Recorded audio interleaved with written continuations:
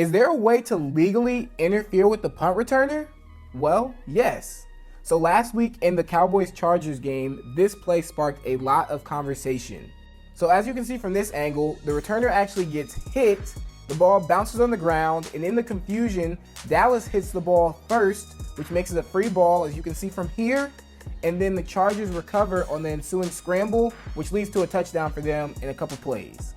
So you may be wondering, how can the returner get trucked after he calls for fair catch, which you can clearly see from here, he has waving his hands in the air, and it not be kick catch interference? Well, the NFL rulebook states that if an active blocker is pushed into the returner, then it is not kick catch interference. And as you can see from the formal language here that I'm going to put on the screen, that it is interference if a player on the kicking team causes a passive player of either team to contact the returner before or simultaneous to the receiver touching the ball. And the key word right there is passive player. So as you can see here, this blocker is actively trying to block number 36, Jasir Taylor, so when they make contact, it's legal.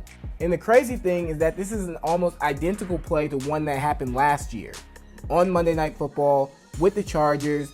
Same player, number 36, Jasir Taylor, the same thing happened. As you can see from this angle, the blocker is actively engaged with Taylor. He pushes him into the returner. It hits him, making it a live ball, and the Chargers recover, which ends up setting up their game-winning field goal on Monday Night Football, just like in this previous game.